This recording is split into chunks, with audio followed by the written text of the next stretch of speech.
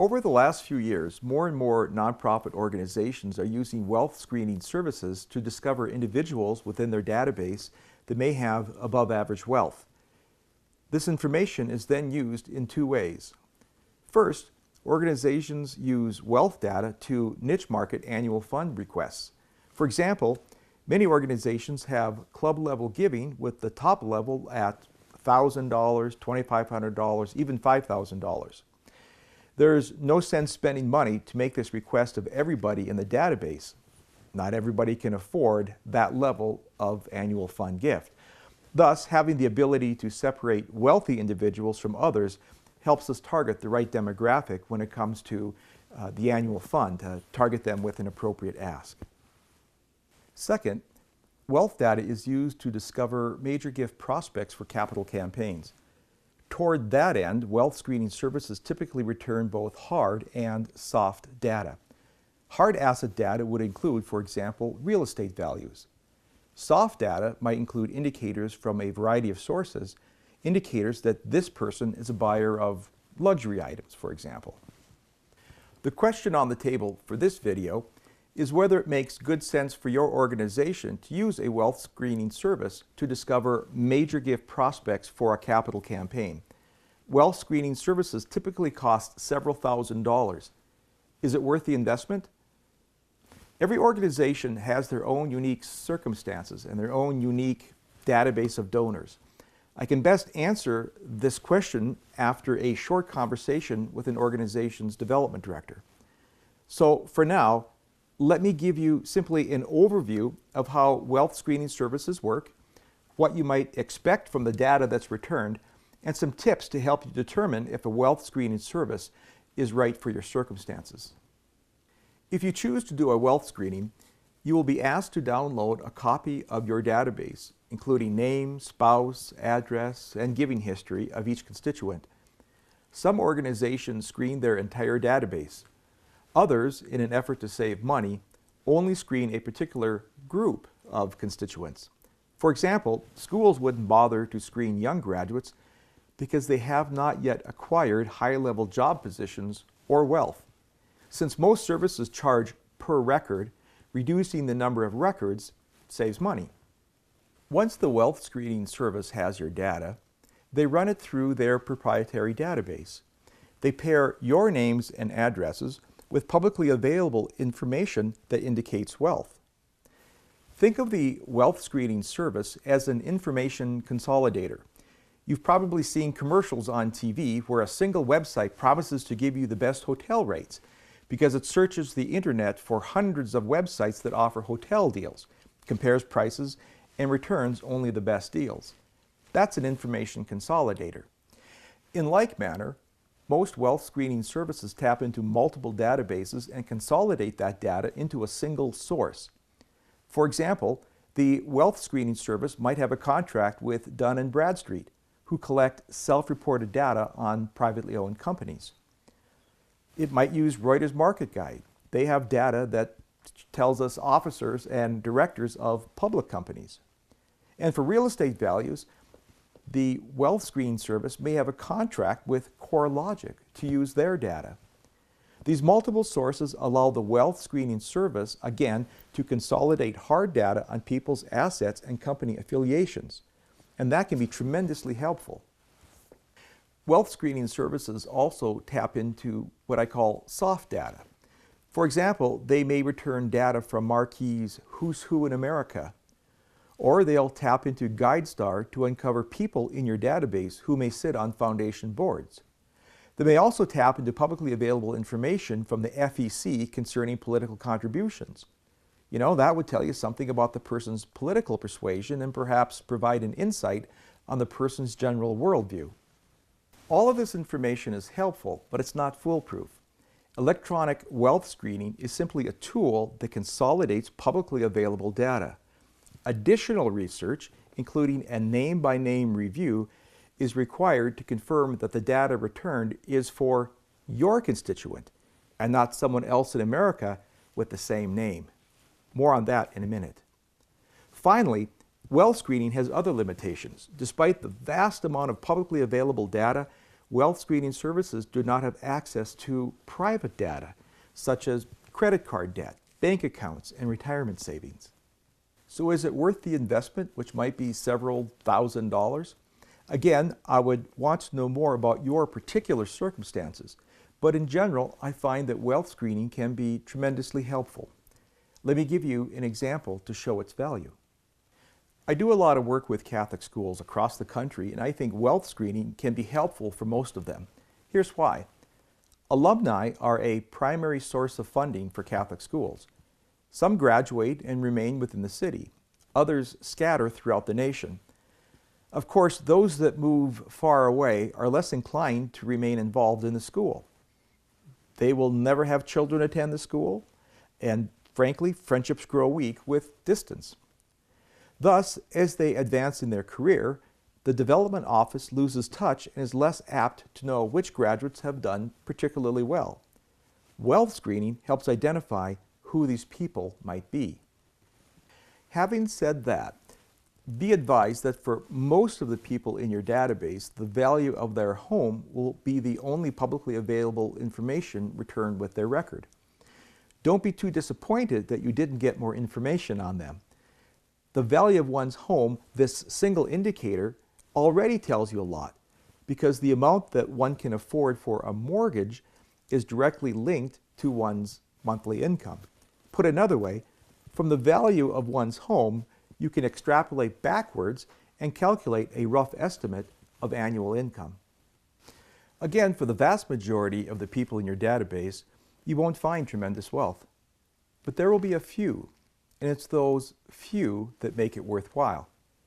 When I've reviewed wealth screenings for Catholic high schools, for example, it's not uncommon to screen thousands of graduates to uncover 15 to 20 major gift prospects of $100,000 or more.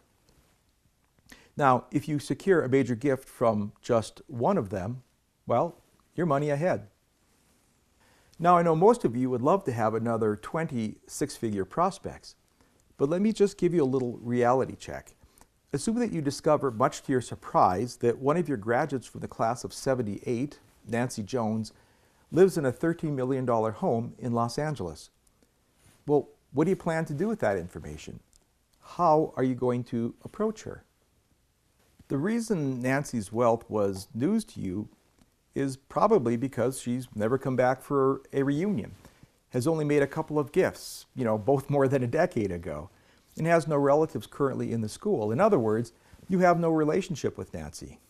So now that we know that Nancy has, a $13 million home, moving her from non-involvement to the status of major gift donor will take time. Just be aware of that. But that's a topic for another video as to how you move a person from non-involvement to involvement. On balance, what I'm trying to say here is I still want to know who has great wealth. We can't initiate a relationship with the right people if we don't know who they are. In the early 90s, before the internet linked vast amounts of information, we used peer review screening to uncover wealth information. I would look in yearbooks to find class captains, then make calls to find out who had really kept touch with their classmates. With some help from others, I would gather 2 or 3 of these social connectors from each class, then sit down with them for 2 hours to go through the class list. This was tremendously helpful. Though we didn't get hard data like the actual value of their classmate's home, just knowing that the classmate lived in Ponte Vedra Beach, Florida, in a beautiful beach home really was enough. It pointed us in the right direction. Plus, the class captain would quietly fill us in on the individual's personal experience in school. They would tell me whether this person was a hero on the football team, for example, or a loner, right? And this was information that no wealth screening could ever provide. So this old school methodology, still has value. Of course, peer review screening, the method I've just described, was very time consuming. But in retrospect, it wasn't any more time consuming than reviewing data returned from a wealth screening service. Here's why. Let's assume that one of the people in your database is named Bill Kelly. That's a pretty common name. When you download your database and send it to the wealth screening service, they will run the name Bill Kelly and his address through their database. Some data will be returned with a high confidence level because Bill's name and address will be linked to a particular piece of information. For example, you will likely discover the value of Bill's home. Other information, such as information regarding privately owned companies, might be matched on name only. Well, in the United States, how many Bill Kellys own businesses? A lot. When the data is returned to you, it may list dozens of companies owned by a Bill Kelly or a William Kelly. You then need to go through each record returned to you to determine whether the Bill Kelly that owns a particular business is the same Bill Kelly in your database. That's time-consuming. I mention this not to dissuade you from using wealth screening services, but rather to point out that when the data is returned to you, the work has only begun. When I use wealth screen data, I follow this process. I first review real estate values, business holdings, etc. from the wealth screening service. Next, I review the person's record in the organization's existing development database. I look at prior giving, volunteer involvement, and notes from development staff that sometimes go back many years. Using information from the wealth screen, plus existing information in the organization's development database, I make a judgment concerning the person's capacity and willingness. I assign a target code in the organization's main development database. As described in other videos, the target code runs from A1 to H5 and summarizes in a single code the person's capacity and willingness. Finally, I add a special prospecting note in the organization's main development database to give a rationale, a narrative to explain why I assigned the target code that I did. To review a single record, assign a target code, and write a note, this could take anywhere from 5 to 15 minutes per record.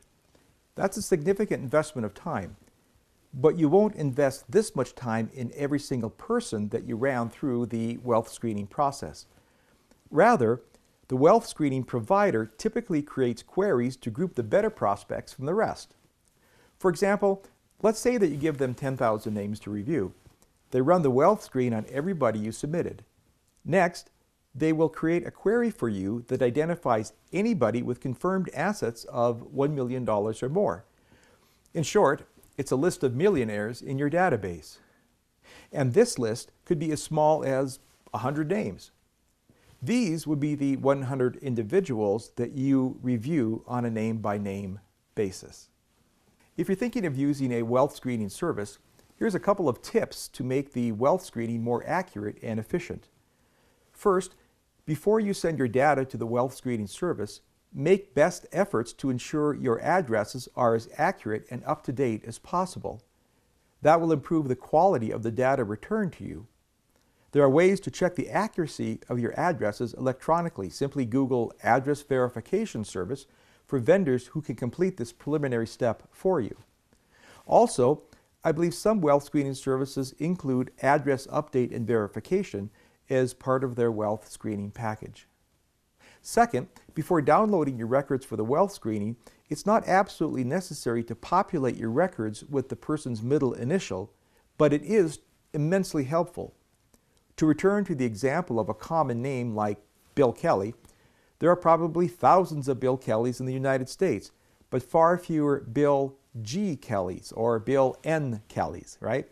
In short, the middle initial cuts down on the number of false positives.